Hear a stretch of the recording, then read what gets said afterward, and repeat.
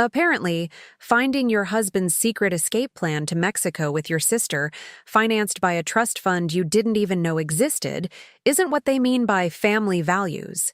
There I was, Quinn Mitchell, 38, perched precariously on a Louis XVI chair at the Naples Country Club, trying to look like the picture of suburban bliss. My husband, Brooks, 42, a real estate developer whose ambition was only matched by his ego, was 2 martinis deep, his shark-like grin flashing under the Florida sun. We were at the annual Ladies' League brunch, a battlefield of designer handbags and passive-aggressive compliments. Across the table, my younger sister, Sawyer Hayes, 36, was basking in Brooks's attention, her lifestyle influencer facade shimmering like a mirage. She was all curated poses and borrowed confidence, a walking Pinterest board of aspirations that never quite materialized. Then it happened. Brooks, with the casual cruelty of a man who believes he's the funniest person in the room, leaned into the mic for his impromptu toast. "You know," he slurred, a chuckle rippling through the polite chatter. "Sometimes I look at Quinn, bless her heart, and I think, I married the wrong sister. Sawyer here, she's just so much more vibrant." The air in the room didn't just drop, it evaporated.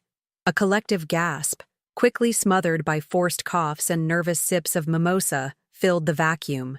My own smile, a carefully constructed masterpiece of polite endurance, cracked like cheap porcelain. Vibrant? Sawyer, who still borrows money for her boutique that mostly sells overpriced candles and dreams? Sawyer, who's been living off my emotional labor and Brooks's occasional handouts for years? I felt a slow burn ignite in my chest, a familiar heat that usually I'd douse with a well-placed sarcastic remark and a mental eye roll. But this time, it was different. This time, it felt like a declaration of war, delivered with a side of avocado toast. The comment wasn't just a jab. It was a public execution of my worth, broadcast to every perfectly coiffed head in our exclusive gated community. For 12 years, I'd been Brooks Mitchell's wife, the former paralegal who traded courtrooms for carpool lines, legal briefs for PTA meetings. I'd managed our sprawling Mediterranean-style home, volunteered for every charity gala, and perfected the art of looking effortlessly chic while secretly battling the existential dread of a woman whose identity had slowly eroded into Brooks's better half. And Sawyer? She was the perpetual hot mess, the charming disaster who always needed a bailout, a couch to crash on, or a glowing review for her latest passion project that was inevitably a dumpster fire.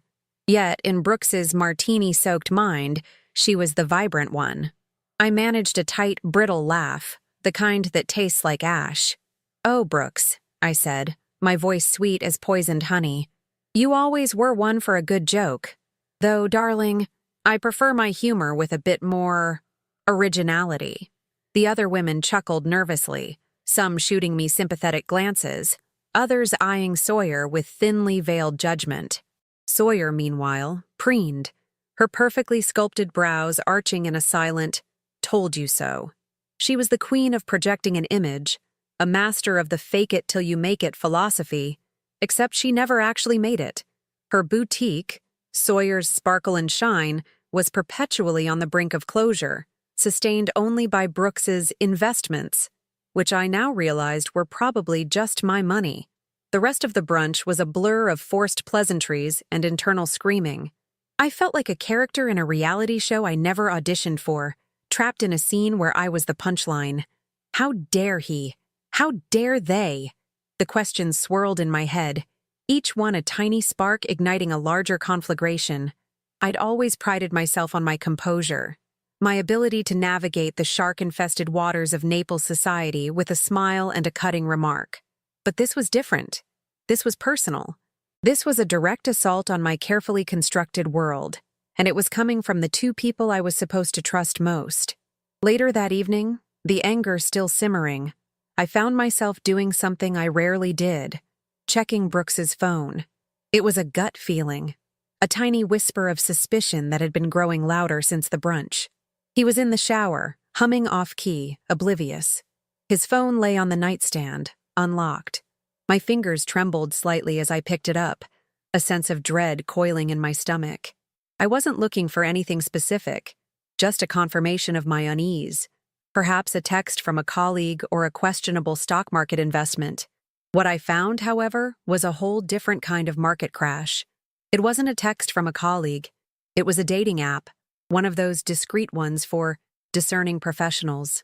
And there, staring back at me from the chat history, was Sawyer's profile picture, complete with a filter that shaved off 5 years and added a glow she definitely didn't possess in real life. My breath hitched. The messages were explicit, sickeningly sweet, and filled with a level of planning that would make a corporate merger look like a backyard BBQ. They weren't just having an affair. They were orchestrating an entire new life, a grand escape. And the kicker?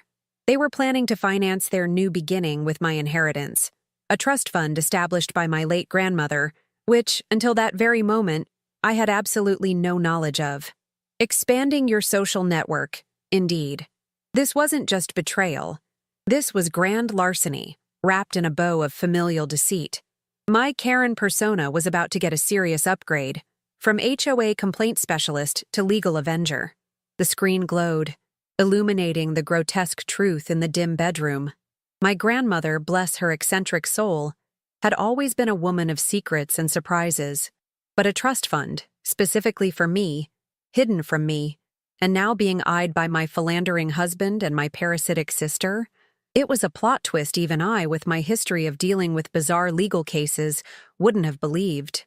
The messages detailed their plans with chilling precision. Once Quinn signs the papers, Brooks had written, "We'll be set. That old trust fund, it's a gold mine. Enough for our villa in Tuscany, babe. Tuscany. With my money." The audacity was so monumental, so utterly American in its self-entitlement, it almost made me laugh. Almost.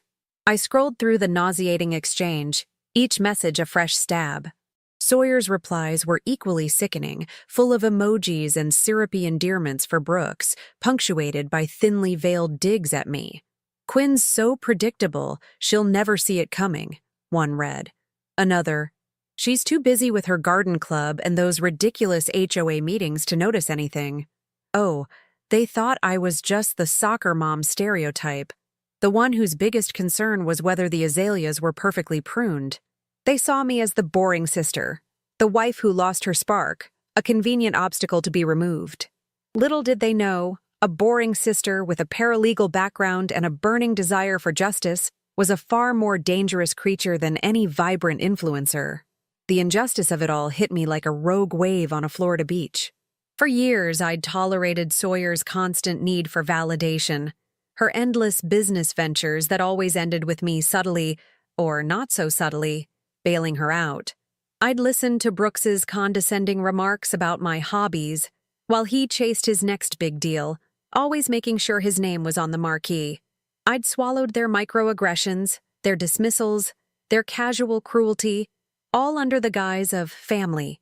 Like that time Brooks joked at Thanksgiving dinner, in front of his entire family, that my homemade cranberry sauce was almost as good as the canned stuff, if you like that sort of thing. Or when Sawyer accidentally posted a photo of me on Instagram looking less than camera ready, with the caption, "Sisterly love, Quinn embracing her natural self." It was a constant, subtle erosion of my self-worth, a slow drip of poison designed to make me feel small. But this wasn't a drip. It was a gushing faucet of betrayal. They weren't just undermining me. They were actively plotting to steal my future, my financial security, my very legacy. The trust fund, it turned out, was substantial, intended by my grandmother to give me a fresh start if I ever felt trapped.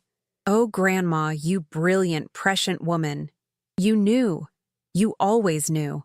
My anger, initially a hot, volatile flame, began to cool, hardening into a diamond-sharp resolve. The hot mess they expected me to become? Not a chance. I was a train wreck in slow motion, but I was the conductor, and they were tied to the tracks. I closed Brooks's phone, placing it back exactly where I'd found it. My face, I imagined, was a mask of serene calm, hiding the hurricane brewing beneath. This wasn't about screaming or throwing things. This was about strategy. This was about using my forgotten skills, my attention to detail, my intimate knowledge of their weaknesses, and the intricate web of rules and regulations that governed our perfect little suburban paradise. I spent the next few days in a fog of calculated normalcy. I made Brooks his favorite breakfast, complimented Sawyer's latest boutique opening, a pop-up shop in a strip mall that lasted 3 days, and attended my book club, discussing the latest psychological thriller with a detached air. Inside, my mind was a whirlwind of legal research, HOA bylaws, and financial forensics. I remembered my paralegal days, the thrill of uncovering inconsistencies, of building an airtight case. This wasn't just a divorce. This was a hostile takeover of my own life, and I was going to win. My first target, Sawyer. Her vibrancy was a house of cards built on a foundation of unpaid bills and a blatant disregard for community rules. I knew she often rented out her boutique space for unauthorized events, hosted noisy late-night parties, and had a penchant for leaving her trash bins out days after collection. Small things, yes, but in a community like ours, governed by the iron fist of the HOA, these were cardinal sins. Eleanor Vance, the HOA president, was a woman who lived for rules and gossip. She was a walking, talking rulebook with a personal vendetta against anyone who dared to deviate from the pristine suburban ideal. Sawyer's free spirit was about to collide with Eleanor's zero-tolerance policy. And Brooks? His downfall would be far more spectacular. The trust fund, I discovered, had specific clauses. It was meant for my sole benefit, and any attempt to defraud or coerce me out of it would trigger severe penalties, including legal action against the perpetrator. Brooks, in his arrogance, had clearly overlooked the fine print, or simply assumed I was too dim to ever uncover it. He thought he was playing chess. I was about to show him it was a game of high-stakes poker, and I held all the aces. The thought of their faces when they realized their carefully constructed scheme was crumbling filled me with a perverse, dark joy. It was a satisfaction I hadn't felt in years, a resurgence of the sharp, intelligent woman I used to be, before Mrs. Mitchell became my primary identity. They wanted a vibrant life. I was about to give them a vibrant new reality, one filled with legal notices, public humiliation, and the sweet taste of poetic justice. The game was on, and I was ready to spill the tea, not just in the ladies' league chat, but in a courtroom. The following weeks were a masterclass in covert operations and strategic information gathering. Brooks and Sawyer, blissfully unaware, continued their clandestine rendezvous, their texts growing bolder, their plans for our future more elaborate. They were so consumed by their own duplicity, they didn't notice the subtle shift in my demeanor. I was no longer just Quinn, the accommodating wife. I was Quinn, the silent predator, meticulously sharpening her claws. My morning coffee became a research session. My spa days were actually discreet meetings with a former colleague from my paralegal firm, a brilliant but cynical lawyer named Arthur Finch.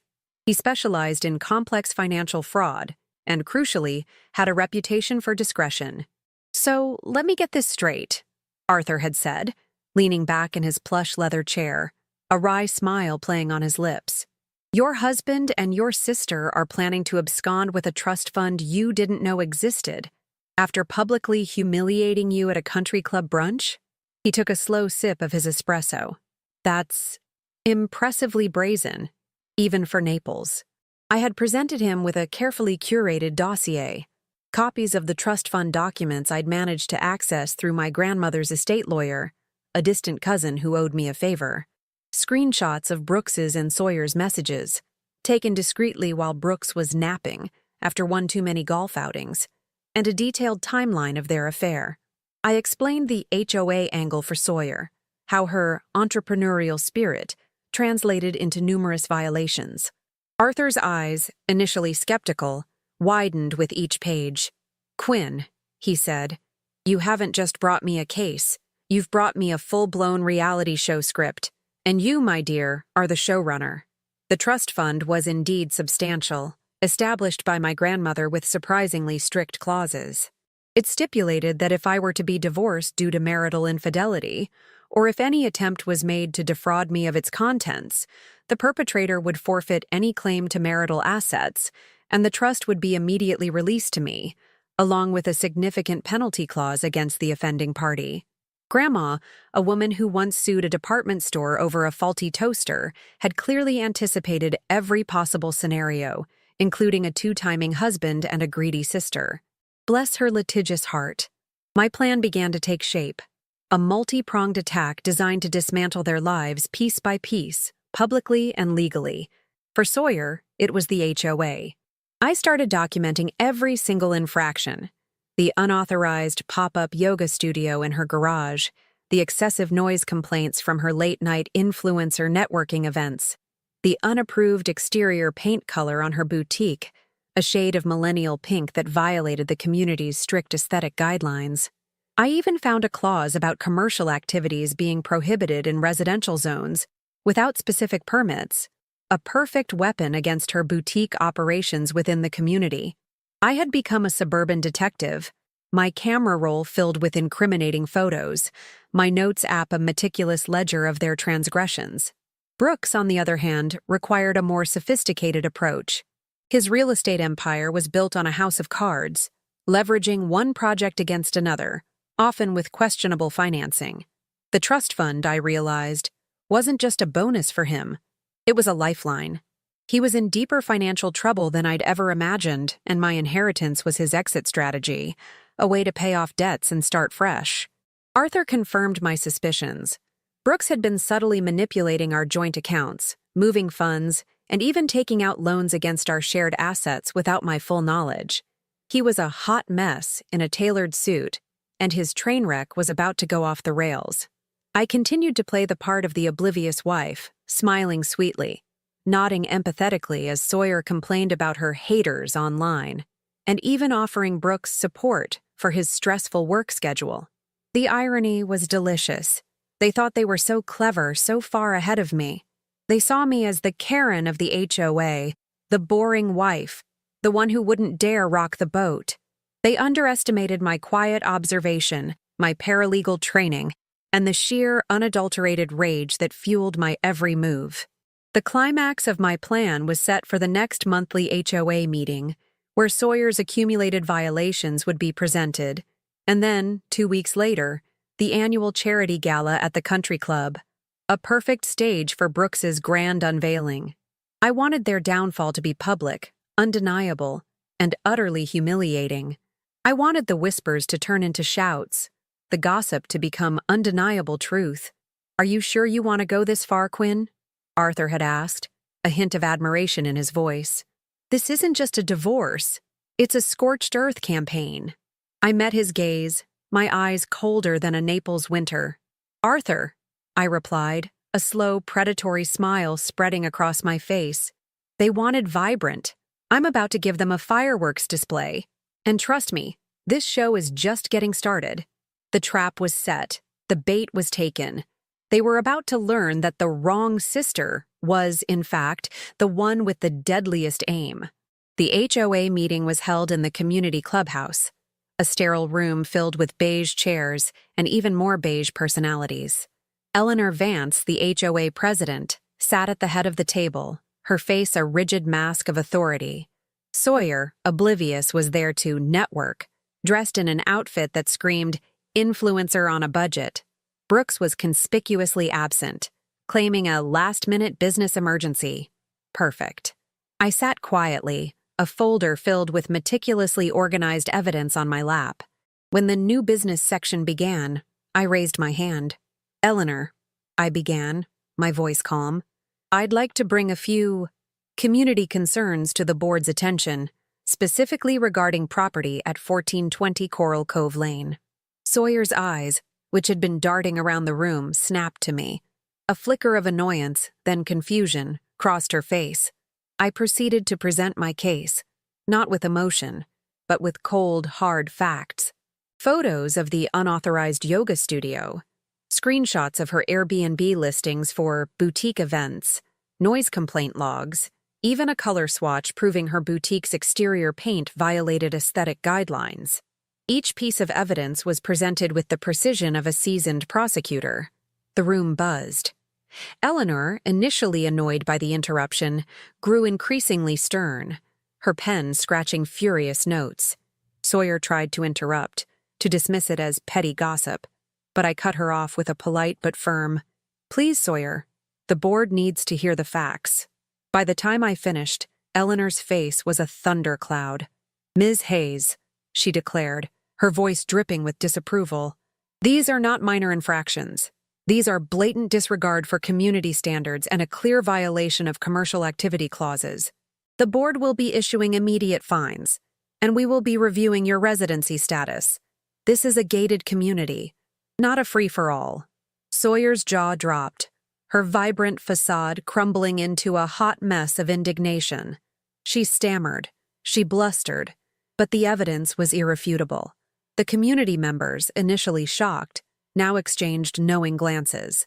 The influencer was officially canceled from the HOA. 2 weeks later, the annual Naples Charity Gala was in full swing at the country club. Brooks, ever the showman, was schmoozing, oblivious to the storm brewing. He'd barely registered Sawyer's HOA debacle, dismissing it as Quinn being dramatic. He was focused on his big announcement, a new development project he was launching, which, I knew, was heavily reliant on my trust fund money. I arrived with Arthur Finch, my legal consultant, on my arm. Brooks's smile faltered when he saw us, a flicker of unease in his eyes. Sawyer, still smarting from her HOA humiliation, shot me daggers from across the room. The air was thick with anticipation, though only I knew why. During the speeches, Brooks took the stage, radiating false confidence. He launched into his spiel about his visionary new project, his commitment to community, and his loving wife, Quinn, who, he claimed, was his rock. It was a sickening performance. As he reached his crescendo, I gave Arthur a subtle nod. Arthur, a master of timing, rose from his seat, a manila envelope in hand.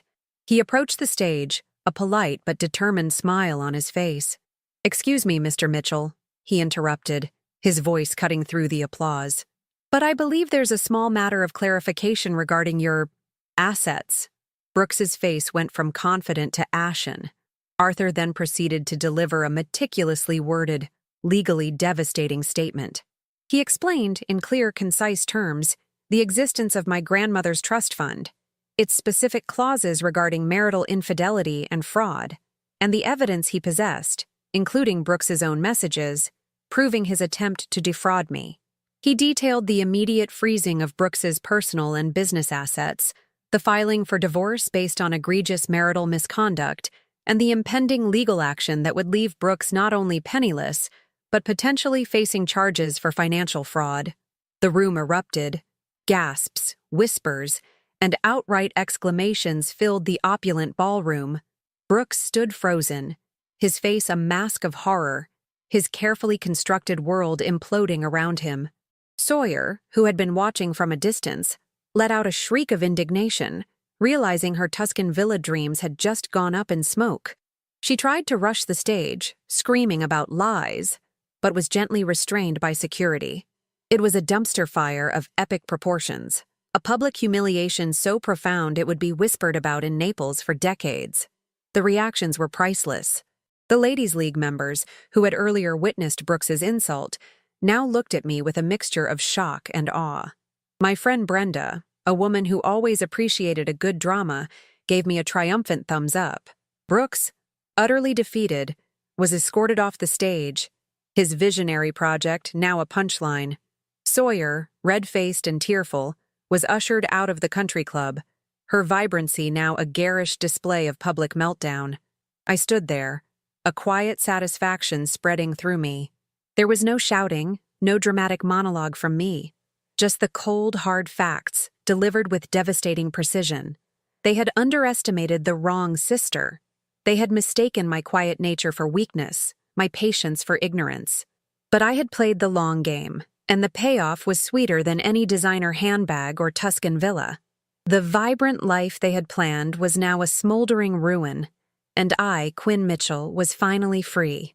The aftermath was, predictably, a whirlwind of legal proceedings, media speculation, and an unprecedented amount of gossip in our usually discreet community. Brooks's real estate empire, built on shaky foundations and my unsuspecting trust fund, crumbled faster than a sandcastle in a hurricane. His visionary project became a cautionary tale, and he faced not only a devastating divorce settlement, which, thanks to Grandma's genius, left him with virtually nothing, but also multiple lawsuits from investors and creditors.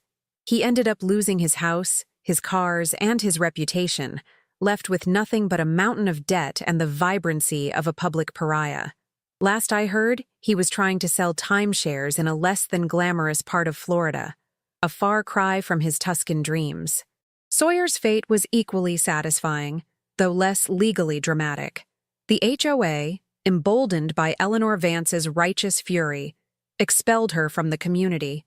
Her boutique finally went bankrupt, and her influencer career imploded under the weight of public ridicule and a sudden lack of vibrant content.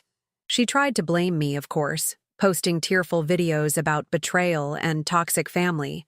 But the community, having witnessed her public meltdown and heard the full story, wasn't buying it. She moved back to her parents' basement, a stark reminder that some serial entrepreneurs are just serial failures. As for me, the trust fund, now fully accessible, provided the fresh start my grandmother had intended. I sold the sprawling house, which held too many memories of a life that wasn't truly mine, and bought a chic modern condo overlooking the Gulf. I reactivated my paralegal license, not because I needed the money, but because I missed the intellectual challenge, the satisfaction of making sense of chaos. I started working part-time for Arthur Finch, specializing in cases of financial abuse and complex family law, using my unique experience to help others. The Ladies' League, once a source of quiet dread, now welcomed me with a newfound respect. I wasn't just Brooks's wife anymore. I was Quinn Mitchell, the woman who took down a two-timing husband and a conniving sister with nothing but her wits and a well-placed legal document. I became a local legend, a quiet icon of resilience. My Karen persona had evolved into something far more formidable, a queen who knew how to wield the rules. Life, I've learned, has a funny way of delivering justice, sometimes with a sledgehammer, sometimes with a scalpel.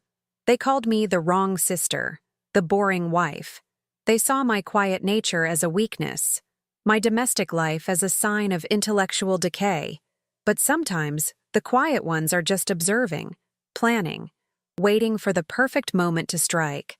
My vibrancy, it turned out, wasn't about loud displays or curated online personas.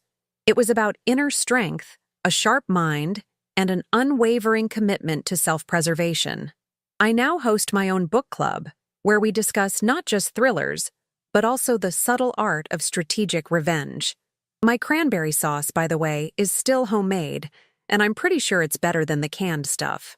I still attend community events, but now I do it on my own terms, with a genuine smile and a quiet confidence that comes from knowing exactly who I am and what I'm capable of. They say revenge is a dish best served cold. I say it's best served with a side of foreclosure notices, a "for sale" sign on their perfectly manicured lawn, and a knowing wink to the universe. Because sometimes the wrong sister is the only one who truly knows how to get it right.